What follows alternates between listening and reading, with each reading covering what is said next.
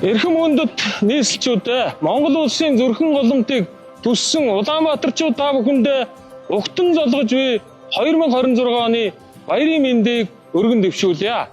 Өдрөн одож буй 2025 он Улаанбаатар хотын хувьд нийслэлчүүд та бид бүгдийн хувьд их бүтээн байгуулалт өсрөнгөө хөгжлийн эхлэлийн цэг боллоо.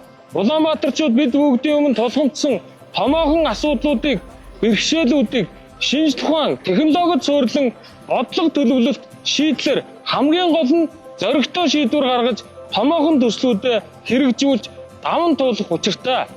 Өнгөрч буй 2025 онд эрүүл аюулгүй хүртээмжтэй иргэдэн над жаргалтай шинэ Улаанбаатар хотыг бүтээх хөгжлийн төслүүдэд гараанаас нь хөдөлгөж чадлаа. Их хотын хөгжлийг зогсолтгүйгээр дэмжин тулах гол багна нь болсон хууль өргөцсөн орчныг бүрдүүлж санхүү хөрөнгө оруулалтын арга механизмуудыг тооцоолон боловсруулж амжлаа.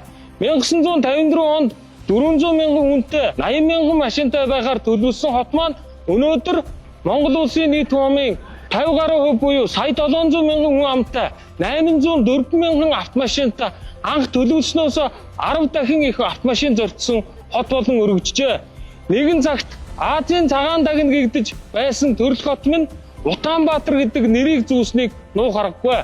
Гэвч бид энэ жил утааг 23%-аар буурууллаа. Утаа төгжрөл 2 бол асуудлаас айж хургаж зоригтой шийдэл гаргалгүй шүүмжлэлээс зүхтаж явсаар олон жилийн туршид хуримтлагдаж бий болсон томоохон асуудал юм а. Утаа төгжрөл төвлөрөл болон бидний өмнө тулгамдсан асуудлуудыг шийдвэрлэх богино дунд хугацаанд хэрэгжүүлж буй ажлууд эхнээсээ үр дүнгээ өгч байгаатаа иргэн та санал нэгдэнэ гэдэгт итгэлтэй байна. Мөн урт хугацаанд авч хэрэгжүүлэхээр төлөвлөсөн хөгжлийн төслүүдэд бид гараанаас нь хөдөлгсөөр байна. Агаар орчны бохирдол утаатай дэмжих урт хугацаанд хэрэгжүүлэх бодлого бол орон сууцчуулалтын бодлого юм а. Орон сууц барихын тулд бид газар чөлөөлж яндан бодтойгоор цөөлөх учиртай. Тэгвэл бид өнгөрсөн хугацаанд Улаанбаатар хотод түүхэндээ нэг дор 3993 нэгж талбарыг чөлөөлж 16 мянган айлын орон сууцны хорооллыг барих ажлуудыг эхлүүлээд байна. Өнгөрсөн 30 жилийн хугацаанд Улаанбаатар хот зөвхөн газар болгож газрын наймыг цэцгэлүүлж ирсэн бол миний бие хотын даргын ажлыг авсан даруйда төвийн 6 дүүрэгт газар олголтыг зогсоосоо. Улаанбаатар хот газар чөлөөлөх сан байгуулж тус санд хуримтлагдах мөнгөн хөрөнгөөр газрын менежментийн бодлого явуулах болно. Энэ онд толгоотын зам, зайсангийн гүүр, хотын баруун зүүн тэнхилгийн олон чухал холболтуудыг хийж авто замын нэвтрэх чадварыг сайжруулах, олон жилийн турш хэрэгжиж чадлагүй гацаанд орсон замын шинжилгээг хийж 348 км замыг шинжилж 94.3 мянган метр квадрат явган замыг байгуулж иргэдийн зорчих эрхийг ханган ажиллаж байна. Мөн сүүлийн 2 жилийн хугацаанд 656 автобусыг шинчилж, автобус шинжил, парк шинжилэлт 56% хийгдлээ.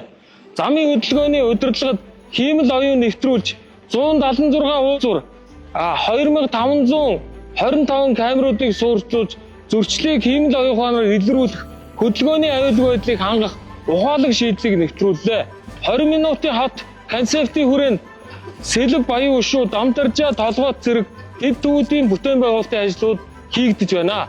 Сургууль цэцэрлэг, худалдаа үйлчилгээ, ажлын байр цогцоороо хийх төлөвлөлтийн дагуу бүтээн байгуулалтын ажлууд төлөвлөгдөж байна.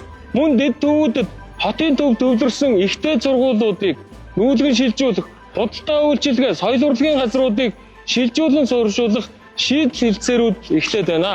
2026 он бол нийслэлчүүд бид бүгдийн хувьд олон жил хүсэн хүлээсэн өөрчлөлтийг авчрах жил байх болно. Өглөө бүр төгжрөлд бухимддаг, үйлбэр утаанд санаа зовдөг өдрүүдийг ардаа үтгэхийн төлөө Улаанбаатар хот бүх хүчээр дайцлан ажиллах болно.